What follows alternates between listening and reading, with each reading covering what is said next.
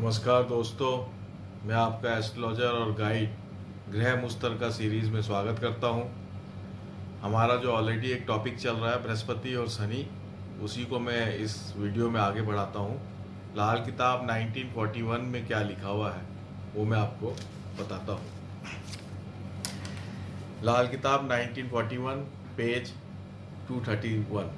तो इसमें लिखा हुआ है पहला बृहस्पति शनि शनिचर। तो बृहस्पति शनिचर जो है वैसे नॉर्मली 11th हाउस को रिप्रेजेंट करता है एज पर लाल किताब, है ना। 11th हाउस को बृहस्पति शनि रिप्रेजेंट करता है, ये हमेशा हमें दिमाग में रखना चाहिए। आगे देखिए क्या लिखा हुआ है। गम 14 साल, हानि 15 साल, दौलत 12 साल, ऐसे टेवे की कुंडली जुदा ही होती है। तो ये जो ऊपर ईयर्स लिखे हुए हैं कि जो है गम जो है 14 साल है, 15 साल तक नुकसान देता है और दौलत 12 साल देता है।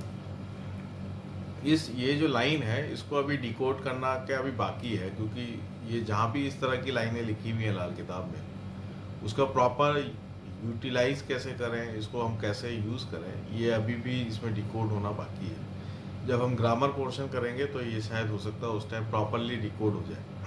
वैसे बृहस्पति शनि जब इकट्ठा होता है तो 1942 में जो लिखा हुआ है वो ये है कि 16 साल से लेकर 34 साल तक की जो उम्र है वो दोनों इकट्ठे का रिजल्ट देती है, और वो पिता की उम्र के लिए है। और 34 से लेकर 43 ईयर्स तक की जो उम्र है या 16 से लेकर 43 ईयर्स तक की जो उम्र है वो दौलत के लिए इकट्ठा रिजल्ट देती है। वो 1942 में लिखा हुआ है। अब अपन इसमें आगे चलते हैं। ऐसे टेवे की कुंडली जुदा ही होती है। जुदा ही होती है का मतलब अलग अलग होती है, बिल्कुल एक्सेप्शनल चार्ट होता है ये। और मैंने लास्ट वीडियो में मैंने आपको पूरा डिटेल में बताया कि क्यों बृहस्पति शनि अगर इकट्ठा होता है तो उसको VIP चार्ट बोला जाता है। ये आप लास्ट वीडियो देखें। दोनों का जुदा जुदा फल होगा, शनिचर का खराब फल होगा। तो इसमें ये बताया कि बृहस्पति शनि जो है वो दोनों अलग अलग अगर रिजल्ट देते हैं और शनिचर का खराब फल होता है। यहाँ पे ये बात बताने की कोशिश की गई है कि नॉर्मली जो है बृहस्पति शनि के अंदर शनि का रिजल्ट खराब होता है, बृहस्पति का रिजल्ट अच्छा होता है। ये एक नॉर्मल जनरल बात यहाँ पे बताई गई है। आगे चलते हैं। फकीर की झोली, जिसका बृहस्पति शनि इकट्ठा होता है वो फकीर की झोली जैसा रिजल्ट देता है। फकीर की झोली का मतलब ये होता है कि आप ये अंदाज़ा नहीं लगा सकते कि ऐसे व्यक्ति के पास क्या है और क्या नहीं है, वो आपकी किस तरीके से मदद कर सकता है या नहीं कर सकता है। यानी कि ऐसा व्यक्ति जो है उसका जो स्टेटस है उसके स्टेटस का अंदाज़ा लगाना बहुत मुश्किल है। बहुत धनवान व्यक्ति भी गरीब दिख सकता है, बहुत गरीब, और बहुत गरीब व्यक्ति भी धनवान दिख सकता है, ये इसका मतलब है। तो इसलिए इसको फकीर की झोली बोला गया है। आगे क्या लिखा है। श्री गणेशाय नमः, सबके पूजने की जगह। तो सबके पूजने की जगह श्री गणेशाय नमः, ये मतलब ये है कि जिसका बृहस्पति शनि इकट्ठा होता है वो व्यक्ति जो होता है वो एक एडवाइज़र होता है, समाज के लिए एडवाइज़र होता है। सब लोग उसकी इज्जत करते हैं, मान प्रतिष्ठा बहुत ज़्यादा होती है, इसलिए श्री गणेशाय नमः, है ना। और सबके पूजने की जगह, इसको हम लाल किताब में शनि बृहस्पति को इकट्ठा होने को धर्मी कुंडली बोला गया है। धर्मी कुंडली जो है ग्रामर का पोर्शन है और वहाँ अगर हम पढ़ेंगे तो पता चलेगा। तो जब भी शनि बृहस्पति इकट्ठा होगा तो धर्मी कुंडली होगी, या शनि खाना नंबर 11 में हो तब भी धर्मी कुंडली कही जाएगी। और धर्मी कुंडली का मतलब होता है कि ऐसा व्यक्ति जब तक धर्म के सहारे कर्म करता है, जो धर्म के सहारे अपना जीवन व्यापन करता है, वो हमेशा ही तरक्की करता है, वो हमेशा ही दौलतमंद रहता है। उसको नेकी करते रहना चाहिए और आगे बढ़ते रहना चाहिए। धर्मी कुंडली का मतलब ये है। दूसरा उसका मतलब है कि जिसकी कुंडली धर्मी होती है उसमें बाकी जो ग्रह हैं वो पाप नहीं करते हैं, वो भी धर्म के रास्ते चलते हैं। धर्मी कुंडली का जो दूसरा और मुख्य मतलब है वो यही है कि ये बाकी ग्रहों को पाप करने से बचाता है, उनको पाप करने नहीं देता है। ये भी इसका दूसरा मुख्य मतलब है। इसलिए इसको श्री गणेशाय नमः सबके पूजने की जगह बताया गया है। सबके पूजने की जगह मतलब बाकी जो ग्रह है इसकी युति के कारण बाकी ग्रह जो है इस ग्रह को एक तरह से भगवान मान लेते हैं, तो इसलिए ये सबकी पूजने की जगह बन जाती है। जो धन, वो धन जो शादी के दिन से और आगे बढ़े, उच्च नीच जन्म कुंडली के हिसाब से लेंगे। अब इसमें एक बात और बताइए कि जब भी बृहस्पति शनि इकट्ठा है तो ये शादी के दिन से ही वो धन बढ़ने लगता है, यानी जब जातक शादी कर लेता है उसके बाद उसका जो है फाइनेंशियल प्रॉस्पेरिटी बढ़ने लग जाती है। और ये कितना बढ़ेगा कितना नहीं बढ़ेगा उसके लिए हम जो है उसकी जो किस लेवल पे है, उच्च है ग्रह या नीच है, वो सारी कंडीशंस को हम देखेंगे। ये बात यहाँ पे बताइए। और आगे जाके बहुत सारी कंडीशंस को डिस्कस भी किया है, लेकिन मेन बात यही है, ये जो शादी के दिन से धन बढ़ता है, एक तो ये बहुत इंपॉर्टेंट बात है।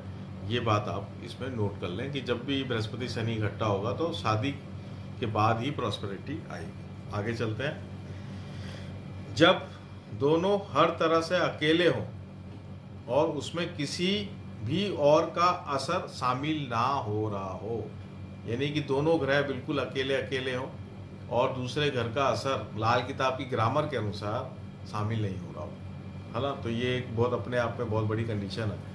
तो अब यहाँ पे ये पॉइंट है, इसको हम पॉइंट नंबर 1 बोलेंगे कि जब दोनों ग्रह अकेले अकेले हैं और किसी और ग्रह का असर शामिल नहीं है।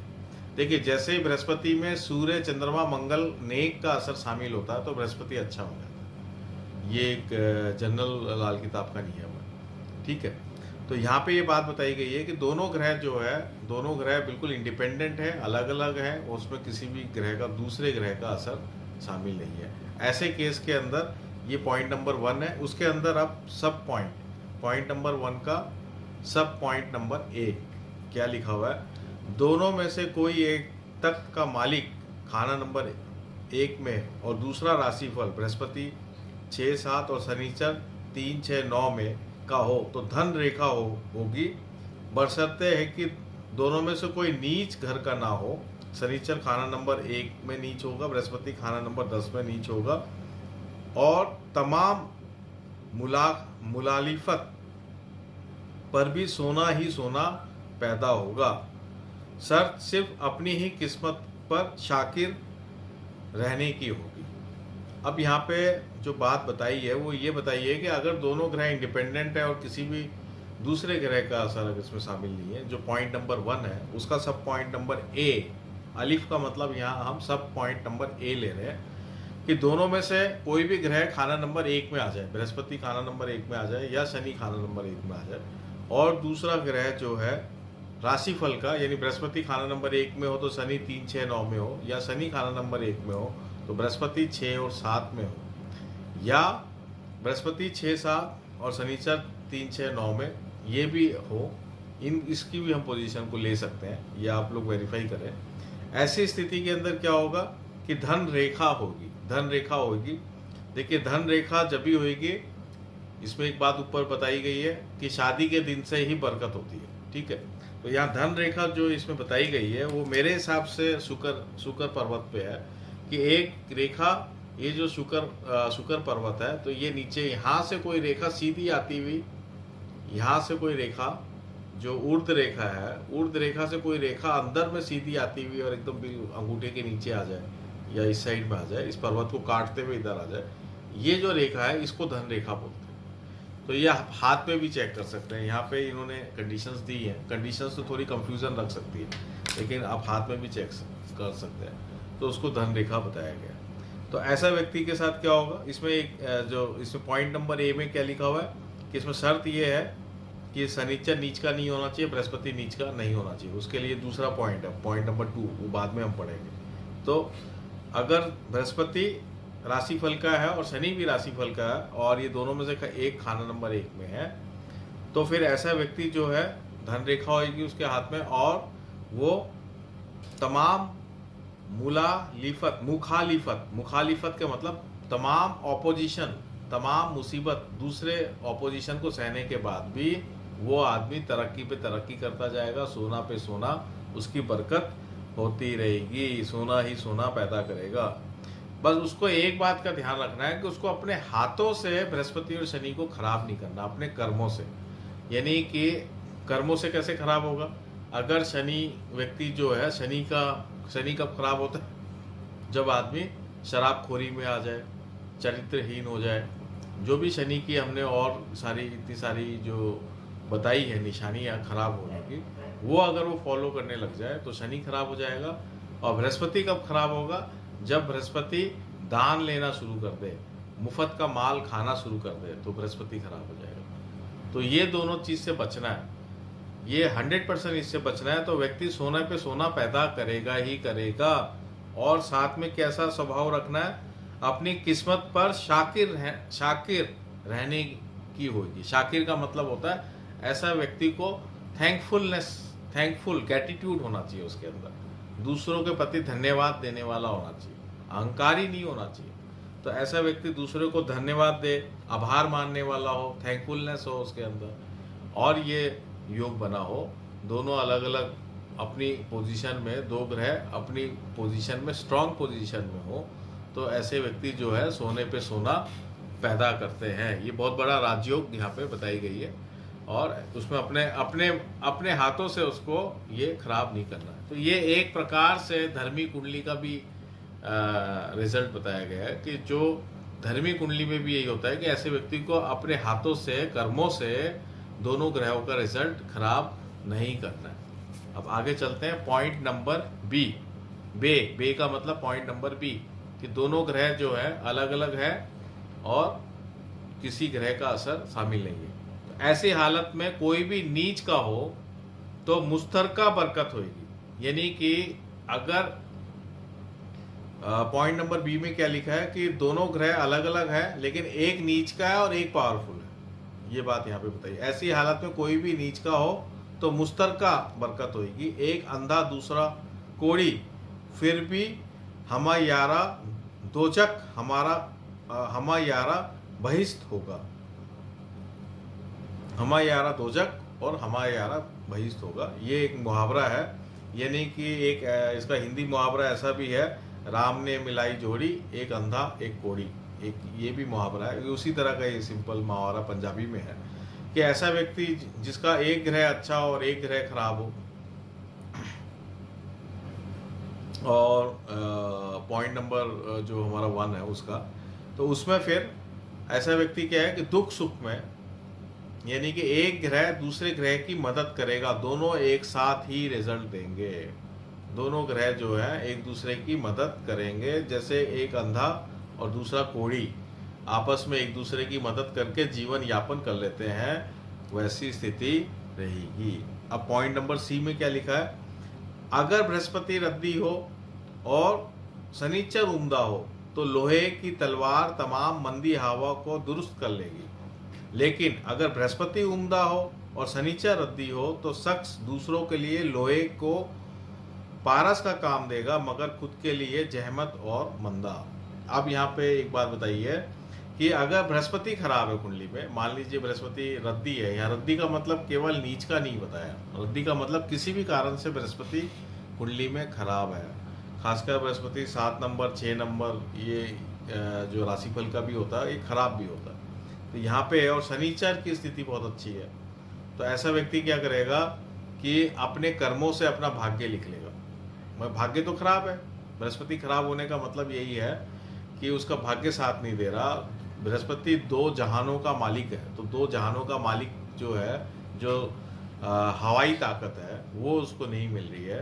तो जो शनि, जो माया है, माया जाल है, वो अपने कर्मों से वो प्राप्त कर लेगा। यानी कि लोहे की तलवार का मतलब वो मेहनत से वो प्राप्त कर लेगा, खुद दुरुस्ती कर लेगा। लेकिन अगर बृहस्पति अच्छा है और शनि खराब है, यानी किस्मत वाला तो है, उसको 2 जहानों की ताकत तो है, हवाई ताकत तो उसके पास है, लेकिन बृहस्पति कर्म करने में पीछे है, कर्म नहीं कर पा रहा है, या आलसी है, या कुछ भी आप मान सकते हैं इस तरीके से। तो ऐसा व्यक्ति क्या दूसरों के लिए पारस होगा, यानी ऐसा व्यक्ति एडवाइज़र होगा। तो ऐसे नॉर्मली ऐसे लोग कंसल्टेंट होते हैं जो शारीरिक काम तो नहीं करते लेकिन मानसिक काम करते हैं, लोगों को उपदेश देते हैं, गाइड देते हैं। तो दूसरों के लिए तो वो पारस साबित होता है, यानी दूसरों को तो तरक्की कर लेता है, खुद वो तरक्की नहीं कर पाता, ये है। या हम ये कहेंगे कि वो दूसरों के लिए नौकरी पेशा व्यक्ति होता है, वो दूसरों के लिए काम करता है, ये भी हम कह सकते हैं, इंडिपेंडेंट नहीं होता। देखिए जब भी बृहस्पति शनि इकट्ठा होगा तो नॉर्मली व्यक्ति इंडिपेंडेंट होगा, क्योंकि वो वीआईपी कुंडली है, नॉर्मली वो व्यक्ति इंडिपेंडेंट ही होगा। लेकिन ऐसे केस में जब बृहस्पति अच्छा और शनि खराब हो तो व्यक्ति इंडिपेंडेंट नहीं होगा, नौकर होगा, है ना। ये बात यहाँ बहुत क्लियर रूप से बताई गई है।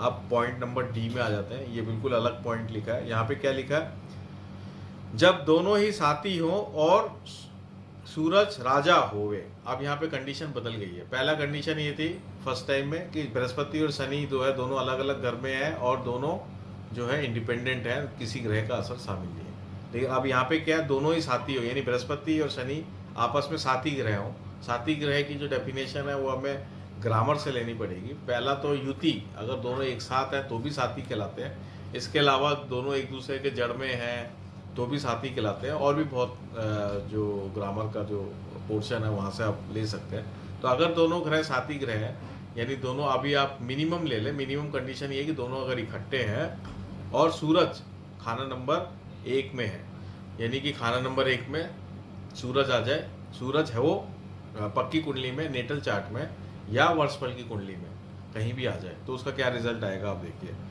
जब दोनों उम्दा हो तो कोई बुरा फल ना होगा, उत्तम नतीजे होंगे। यानी अगर खाना नंबर 1 में सूरज है और बृहस्पति और शनि जो है साथी ग्रह होके भी उत्तम है, तो इसका मतलब ये है कि कुंडली तो बिल्कुल वीआईपी हो गई, वो तो राजा ही, वो राजा की कुंडली है, वो जीवन में हर प्रकार से सक्सेस प्राप्त करेगा। ठीक है, पहली कंडीशन क्लियर हो गई। दूसरी क्या है, जब दोनों साथी मगर नीच या रद्दी घरों में हो तो सूरज शनिचर का झगड़ा होगा, जिस पर राज दरबार का मालिक और पाया हुआ धन और जिस्म का कोई ना कोई अंग बर्बाद पर शांति होगी। यानी कि अगर दोनों ग्रह जो है खराब है, सूरज खाना नंबर 1 में है लेकिन दोनों ग्रह खराब है, तो ऐसा व्यक्ति के साथ क्या होगा कि ना तो उसके पास भाग्य है, दोनों ग्रह खराब होने का मतलब क्या है, माया भी गई और हवाई ताकत भी गई, दोनों ही बात खत्म होगी ना। शनि की माया और बृहस्पति की हवाई ताकत दोनों ही खत्म होगी। और सूरज है खाना नंबर 1 में, तो उससे क्या होगा कि इसको राज दरबार से कोई फायदा नहीं मिल रहा है, उसको धन का कोई लाभ नहीं होगा और उसका अंग भी खराब होगा। देखिए एक बात हमेशा समझने की बात है कि जब भी बृहस्पति शनि इकट्ठा होता है तो शनि आपका फिजिकल स्थिति को बताता है, वो अंग को बताता है, आपकी जो शारीरिक क्षमता है उसको इंडिकेट करता है। तो जब भी शनि खराब होगा तो अंग खराब होना, यानी कई बार पैरालिसिस आ जाता है या कोई अंग विहीन, कोई अंग कटा हुआ होना, लंगड़ा लूड़ा अंधा घोड़ी, ये सारे शब्द यहाँ पे यूज़ भी की गए हैं। तो ये सब होना, ये शनि खराब की निशानी बताई गई है इसमें, है ना। तो ये इस तरह की प्रॉब्लम उसको हो सकती है। लेकिन एक बात यहाँ पे बताइए क्या कि अगर खाना नंबर 1 में सूर्य है और शनि बृहस्पति खराब भी हो सकता है उसके पास पैसा नहीं हो सकता है वो फिजिकली डैमेज हो, दोनों स्थिति भी हो, मतलब एक हो या दोनों स्थिति भी हो, तब भी उसके मन में शांति होगी। देखो इसमें क्या लिखा है, अंग बर्बाद पर शांति होगी, पीसफुलनेस फिर भी होगी उसको, मतलब अपने उसका जीवन यापन वो आराम से हो जाएगा, चाहे कैसी स्थिति हो, जीवन यापन आराम से हो जाएगा। तो ये बहुत बड़ी बात बताई है, ये R&D करिए आप लोग, समझिए इसको। अब पॉइंट नंबर 3 में आ जाते हैं। शनिचर उम्दा, बृहस्पति रद्दी और सूरज नंबर 1 का राजा हो तो जहमत बीमारी से राज दरबार का धन बर्बाद, मगर कोई अंग खराब ना हो। यानी कि खाना नंबर 1 में सूरज है और शनिचर तो अच्छा है लेकिन बृहस्पति खराब है, तो बृहस्पति अगर खराब है या रद्दी है यहाँ पे, और शनिचर अगर अच्छा है, खाना नंबर 1 में सूर्य है, तो ऐसा व्यक्ति क्या है, राज दरबार से उसको फायदा तो होता है लेकिन वो बीमारी में उसका बहुत पैसा खर्च होता है। और ज़्यादातर वो जो पैसा बीमारी में खर्च हो रहा है वो राज दरबार का होता है।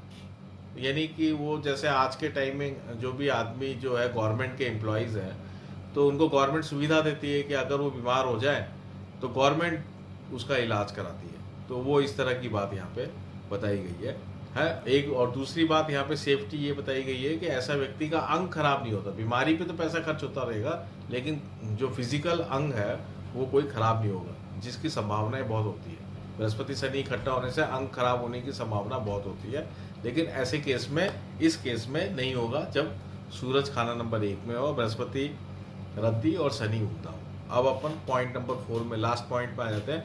शनिचर रद्दी और बृहस्पति उम्दा हो यानी कि बृहस्पति अच्छी स्थिति में हो, शनिचर रद्दी हो और खाना नंबर 1 में सूर्य हो, तो क्या होगा? अंक खराब होगा, अंक खराब होगा, मगर धन दौलत की बर्बादी की शर्त ना होगी। ठीक है, तो यहाँ पे अंक खराब हो गया, देख लीजिए, शनि अगर रद्दी होते ही अंक खराब हो गया। शनि आपका फिजिकल डोमिनेंस को इंडिकेट करता है, तो शनि खराब है, बृहस्पति अच्छा है, खाना नंबर 1 में सूरज है, तो अंक खराब हो गया यहाँ पे। तो आप इस कॉम्बिनेशन को आप टेस्ट करिए, या आप इसको इस तरीके से भी ले सकते हैं कि अगर नेटल चार्ट में शनि खराब है, बृहस्पति अच्छा है, और जब भी वर्षफल में खाना नंबर 1 में सूर्य आएगा, उस साल एक्सीडेंट हो सकता है, पैरालिसिस हो सकता है, किसी भी प्रकार से कोई अंग की हानि हो सकती है। ये बहुत ही इंपॉर्टेंट सूत्र है, इसको आप मतलब जरूर देखें, जरूर टेस्ट करें, बहुत ही इंपॉर्टेंट सूत्र है। ठीक है ना, अंग खराब होगा मगर धन दौलत की बर्बादी का शर्त ना होगी। उपाय, ऊपर की हालत सब में खाना नंबर 7 के ग्रह की मदद लेनी होगी। अगर इस तरह की स्थिति आ ही जाती है, अंग खराब होने की स्थिति आ जाती है, तो खाना नंबर 7 के उपाय, खाना नंबर 7 में जो ग्रह है उसका उपाय करने से वो बच सकता है। ये बात यहाँ पे बताई गई है। तो वीडियो काफ़ी लंबा हो गया और मैंने पेज 231 से लेके पेज 233 तक ये काफ़ी पॉइंट्स ले लिए हैं, मेजर। अब इसके आगे के जो पॉइंट है वो मैं नेक्स्ट वीडियो में लूँगा। मैं इसको यहीं पर ही विराम देता हूँ। धन्यवाद। इसमें मैं एक करेक्शन देना चाहता हूँ, जो मैं लास्ट पॉइंट ले रहा था पेज 232 के अंदर, कि सूरज खाना नंबर 1 में हो और शनि और बृहस्पति दोनों ही रद्दी और बर्बाद हो। तो मैंने इसमें कहा था कि राज दरबार से भी उसको नुकसान होगा, और धन से नुकसान होगा, जिस्म से भी, अंग भी खराब होगा। तो यहाँ पे मैंने कहा था कि उसको शांति होगी।